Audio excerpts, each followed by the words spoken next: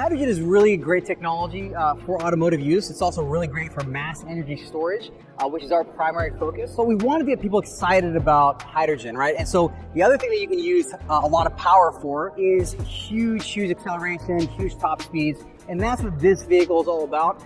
This is the XP-1, and what it does is it basically delivers a lot of power to all four wheels to get you very, very fast, 0 to 60, actually 2.2 seconds, and a very high top speed over 200 miles an hour. This communicates why hydrogen is so good for automotive, right?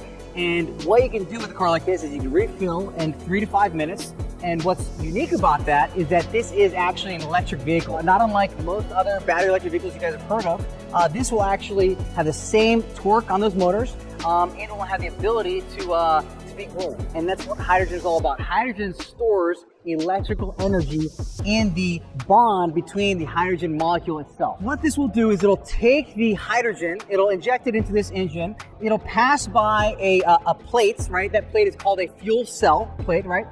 That's going to be a membrane electrode assembly.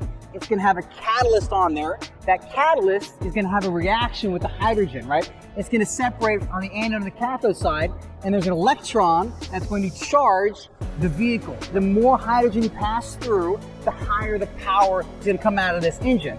And that power will actually move these wheels, and this car will actually go from that hydrogen energy. And it recombines the oxygen on the other side of that cathode to basically create water. So hydrogen, if you imagine two hydrogen atoms sort of locking arms together as a molecule, separating, releasing an electron, and then recombining with oxygen to make H2O. So your only byproduct is actually water from a vehicle like this. So in many ways, it's powered by water, because the way that you actually create hydrogen in a green way is taking water and using the process of electrolysis and splitting it up from this basic form. So H, hydrogen, oxygen. So now you're creating oxygen in hydrogen. The hydrogen you can actually use in an engine like this, and now you have a green, total closed loop system. It becomes water again, you can create hydrogen again.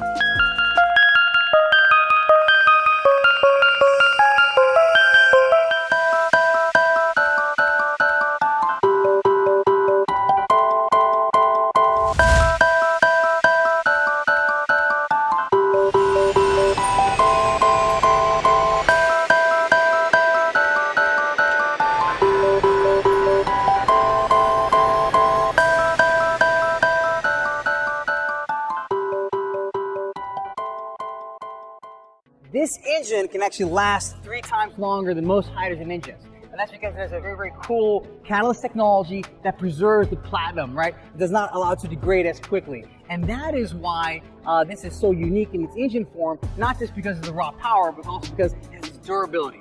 This car can go 1,000 miles, it can refill in 3 to 5 minutes, and the engine can last over 1,000,000 miles because of that catalyst. And that's the very exciting things that we're doing here in Columbus with some exciting partners that we're going to be announcing very, very soon. We'll talk all about that locally here too. Part of what we want to do here in Ohio is build more stations to build the infrastructure. So you can ask what's different. Number one, the costs come down.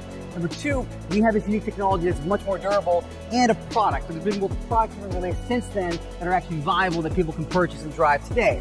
What you can do with hydrogen, instead of having to duplicate a battery over and over and over and over and over again, for when you still store something on a very large scale, is actually just have a larger tank, right? So large tanks are very cheap for hydrogen. So what you can do, for example, you take wind, you take solar, which takes energy very irregularly, and you can basically create a bank. Imagine like any bank you can go to store your money. So now you're storing electricity.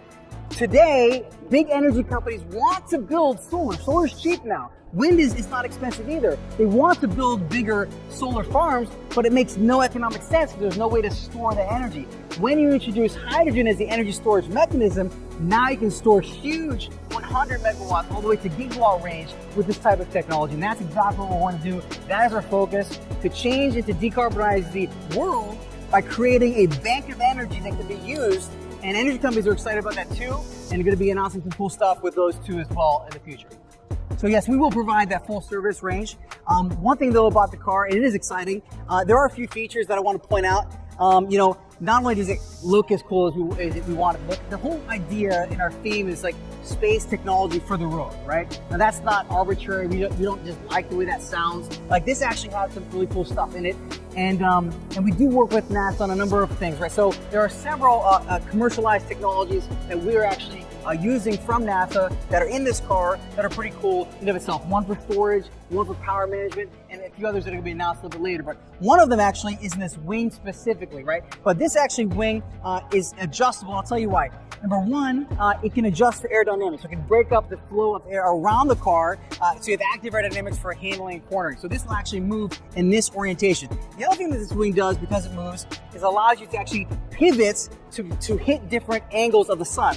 Why? Because this actually is a solar wing specifically. So it has a very unique NASA technology called multi-junction solar, and that allows you to basically have 3 times the energy capacity and the basically ability to grab that energy in a much smaller surface area. The main takeaway from this vehicle is it does have some really cool, engine technology. It's all about the engine technology, which you see right here. It has some cool technologies that we're going to introduce later that are also part of this car that are going to be a separate announcement. But when it comes to car design relating to fuel cells, the magic sauce is all about the chemistry, right? So the catalyst chemistry, the material science, that is what's most important in this vehicle and how that works specifically. When I told you that durability, we talked about the 3x durability, that's what makes this thing so unique, that 1,000,000-mile target.